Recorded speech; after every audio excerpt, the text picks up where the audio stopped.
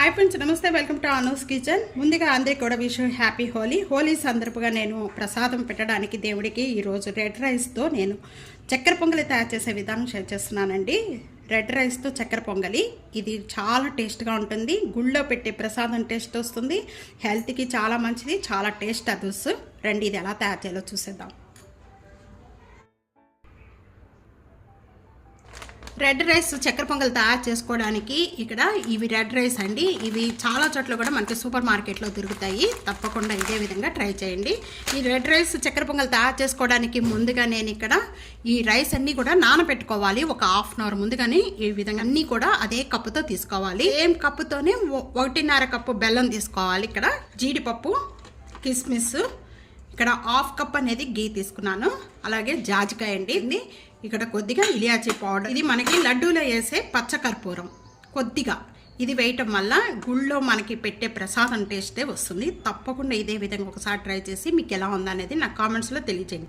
రండి, ఇది ఎలా తయారు చేసుకోవాలో చూసేద్దాం. చక్కెర పొంగలి తయారు చేసుకోవడానికి ముందుగా ఈ నానబెట్టుకున్న రైస్లోని పెసరపప్పు కూడా ఈ రైస్లో వేసేసుకొని ఈ మొత్తం కూడా 3-4 టైమ్స్ వరకు కూడా బాగా క్లీన్ చేసుకోవాలి. 4 టైమ్స్ కూడా బాగా క్లీన్ చేసుకున్న వాటిని అన్నింటిని కూడా ఇక్కడ నేను కుక్కర్లో వేసేస్తున్నాను. ఈ కుక్కర్లో వేసుకున్న వెంటనే కూడా సేమ్ కప్పుతోనే ఇక్కడ నేను 3 కప్స్ అనేది వాటర్ యాడ్ చేస్తున్నాను. సేమ్ కప్పుతోని 2 కప్స్ అనేది ఇక్కడ మిల్క్ కూడా యాడ్ చేసేస్తున్నానండి. మొత్తం కలిపి 5 కప్స్ అయిపోయాయి. 1 పించి ఇక్కడ సాల్ట్ యాడ్ చేసుకోవాలి. ఈ సాల్ట్ యాడ్ చేసిన వెంటనే కూడా ఇది అంతా కూడా ఒకసారి బాగా కలిపి మూత పెట్టేసేసి ఒక 5 విజిల్స్ వచ్చే వరకు కూడా మనం కుక్ చేసుకోవాలి. అలాగే లోపల డ్రై ఫ్రూట్స్ అన్నీ కూడా ఫ్రై చేసుకున్నాం. ఒక హాఫ్ కప్ నెయ్యి అంతా కూడా దీంట్లో యాడ్ చేసేస్తున్నాను. నెయ్యి బాగా కాగిపోయిన వెంటనే కూడా ముందు కొబ్బరి ముక్కలు వేయించేసుకుందాము. కొబ్బరి వేగితాకి కొద్దిగా టైం పడుతుంది కాబట్టి ఫస్ట్ కొబ్బరి వేయించేసుకుందాము. కొబ్బరి లైట్గా వేగి కొద్దిగా గోల్డెన్ కలర్ వచ్చిన వెంటనే కూడా ఇక్కడ నేను జీడిపప్పు యాడ్ చేసేస్తున్నాను. జీడిపప్పు కూడా అన్ని మీడియం ఫ్లేమ్లో పెట్టుకొని వేయించుకోవాలండి. ఇవి కొద్దిగా లైట్గా కలర్ చేంజ్ అయిపోయిన వెంటనే జీడిపప్పు, కిస్మిసెస్ కూడా యాడ్ చేసేస్తున్నాను. ఈ విధంగా వేగిపోయిన వెంటనే కలర్ పోయిన వెంటనే కూడా ఇప్పుడు ఓపెన్ చేసేద్దాం.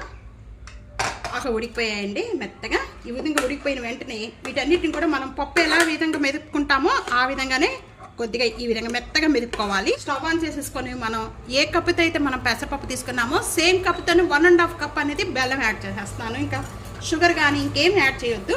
లో ఫ్లేమ్లో పెట్టేసేసుకొని ఈ మొత్తం కూడా కలుపుతూ కూడా కుక్ చేసుకోవాలండి. 1 టేబుల్ స్పూను ఇలియాచీ పౌడర్ యాడ్ చేస్తున్నాను. లడ్డూలో వేసుకుంటాము ఆ పచ్చకర్పూరం ఇంత తీసిన పీసు, ఇదంతా కూడా బాగా ప్రెస్ చేసేసుకొని వేసుకోవాలి. ఇక్కడ కొద్దిగా జాజికాయ కొద్దిగా ఈ విధంగా తురిమి వేసుకోవాలి. ఇదంతా కొద్దిగా చిక్కపడే వరకు కూడా ఈ విధంగానే కలుపుకుంటూ ఉండాలి. ఈ విధంగా చిక్కపడిపోతే చల్లారిపోయిన తర్వాత ఇంకా బాగా చిక్కపడిపోతుంది. ఈ విధంగా చిక్కపడిపోయిన వెంటనే ఇంకా స్టవ్ ఆన్ చేసేసుకొని ముందుగా మన డ్రై ఫ్రూట్స్ అన్నీ ఫ్రై చేసి పెట్టుకునేవన్నీ కూడా దీంట్లో యాడ్ చేసేసుకోవాలి. నెయ్యితో పాటు డ్రై ఫ్రూట్స్ యాడ్ చేసుకున్న వెంటనే కూడా ఇవన్నీ ఒకసారి బాగా కలిపేసుకొని ఇంకా సర్వింగ్ ప్లేట్లో తీసేసుకున్నాము. ఈ రెడ్ రైస్తో మనం చేసాం కాబట్టి చాలా వెరైటీగా ఉంటుంది, చాలా టేస్ట్గా ఉంటుంది. హెల్త్కి కూడా చాలా మంచిదండి. రెడ్ రైస్తో చక్కెర పొంగలి ఈ విధంగా తప్పకుండా ట్రై చేయండి. చాలా అంటే చాలా టేస్ట్గా ఉంటుంది. హెల్త్ కూడా చాలా మంచిదండి. డ్రై ఫ్రూట్స్ అన్నీ కూడా దీని మీద యాడ్ చేసేస్తున్నాను. చాలా టేస్ట్గా ఉంటుందండి. తప్పకుండా ఇదే విధంగా ఒకసారి ట్రై చేసి మీకు ఎలా ఉందనేది నాకు కామెంట్స్లో తెలియజేయండి. ఫ్యామిలీతో, ఫ్రెండ్స్తో వీడియోని షేర్ చేసి వీడియోని లైక్ చేస్తూ ఉండండి. అనూస్ కిచెన్ సబ్స్క్రైబ్ చేసుకోండి. Thank you for watching.